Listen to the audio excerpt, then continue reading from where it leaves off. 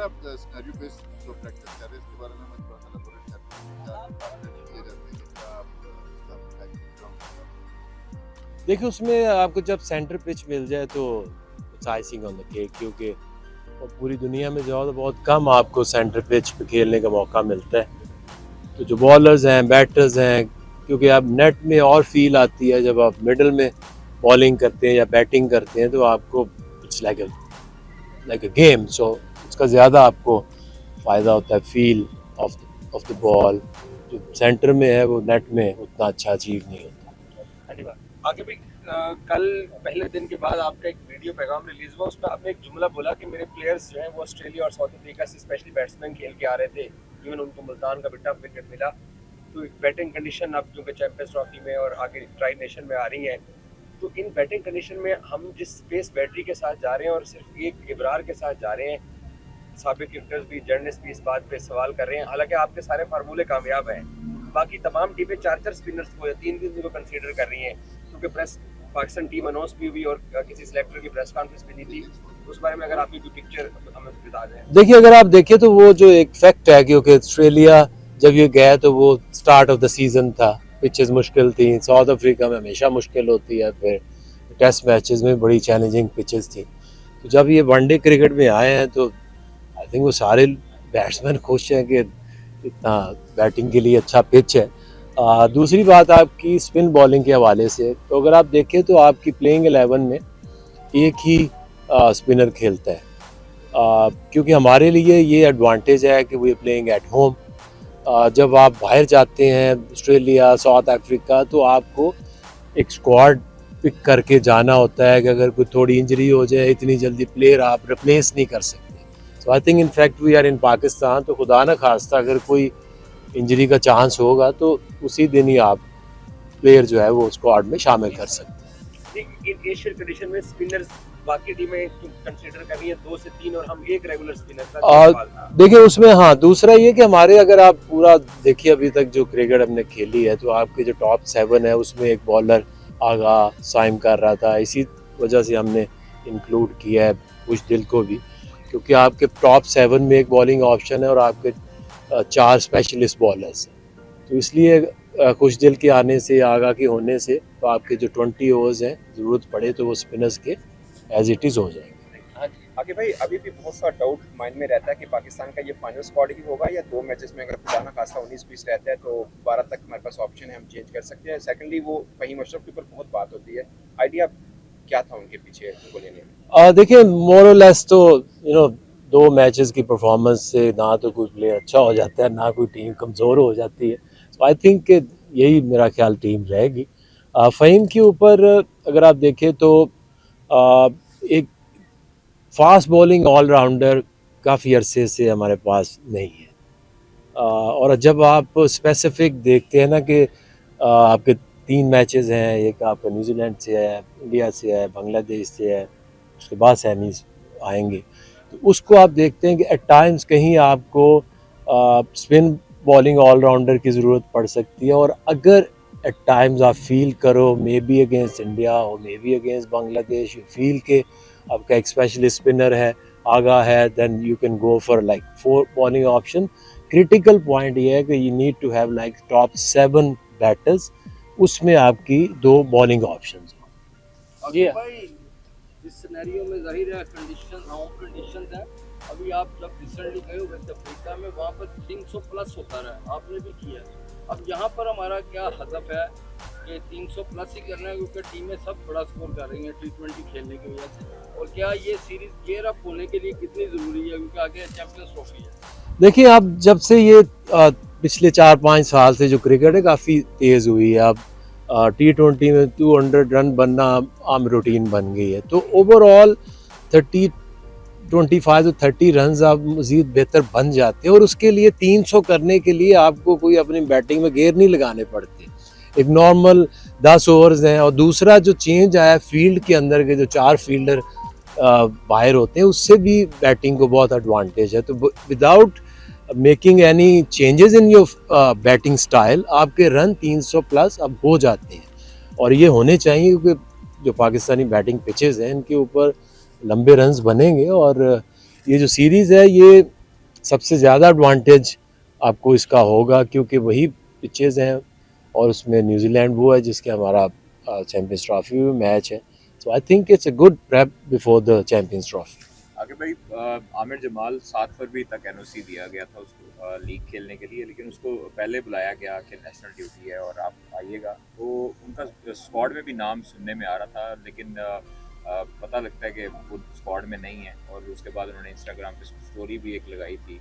और सुफियान मुकीम के बारे में बता दीजिएगा कि सुफियान मुकीम क्यों नहीं है इसमें? सुफियान की वजह ये थी कि अगर आप देखें तो एक वनडे मैच खेले थे साउथ अफ्रीका में, वो उस पर हमने बरार को रेस्ट दे के जब सीरीज़ जीते तो हम ये करने की कोशिश कर रहे हैं कि आप टूवर्स पे जाओ, बगैर खेले वापस ना आ जाओ, तो इसलिए उनको खिलाया था। अभी वो बरार के होते हैं, I don't can't see any chance कि आप 2 स्पिनर से जाएंगे।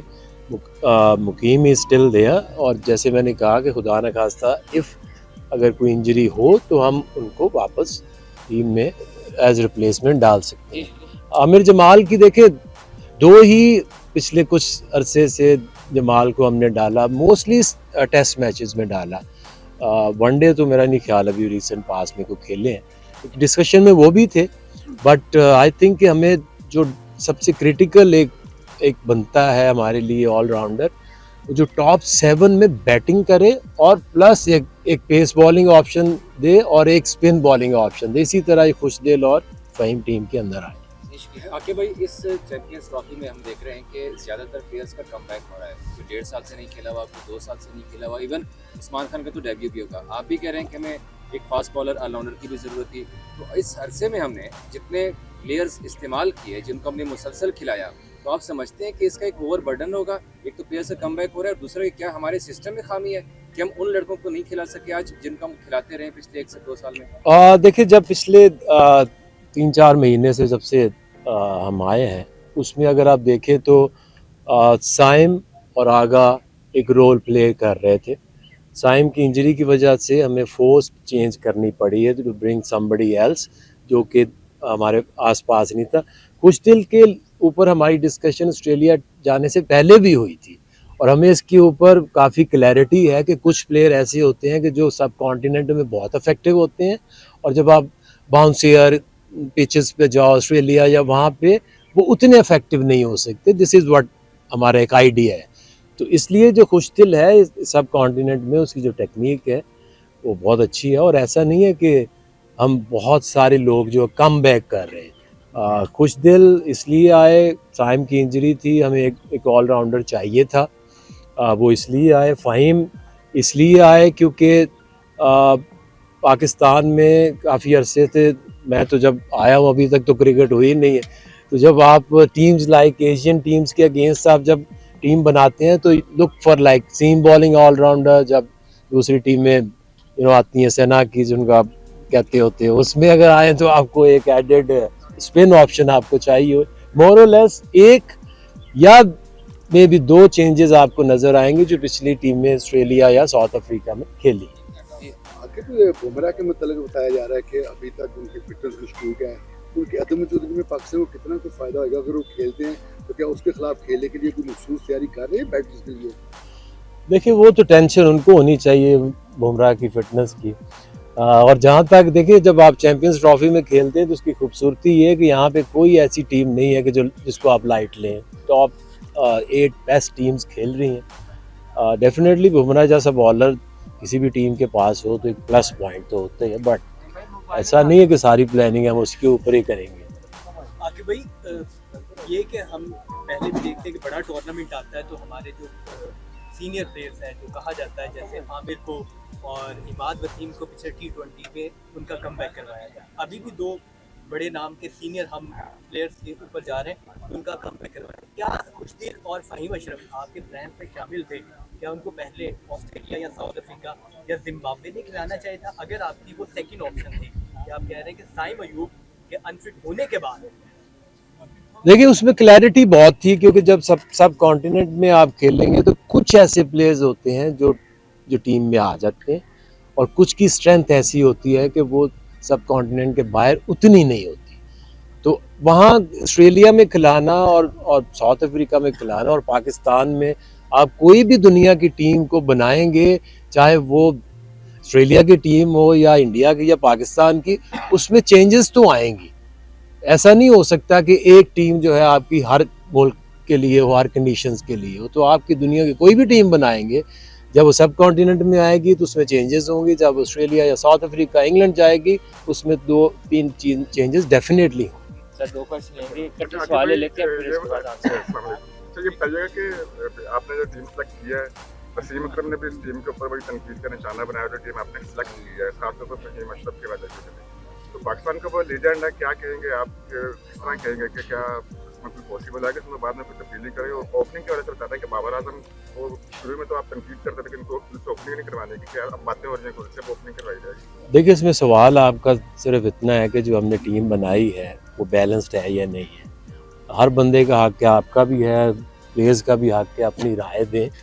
जहाँ तक हमें अक्ल है, हमें समझ है, हम एक कॉम्पोजिशन के ऊपर जाते हैं कि आपके टीम के अंदर अगर ज़रूरत पड़े तो पेस बॉलिंग ऑलराउंडर भी हो, और अगर ज़रूरत पड़े तो स्पिन बॉलिंग ऑलराउंडर भी हो। उसका नाम क्या है और वो कौन है, कितनी देर बाद आ रहा है। एट टाइम्स आपको प्लेयर लाने पड़ते हैं उनकी ज़रूरत के मुताबिक। ये लास्ट क्वेश्चन।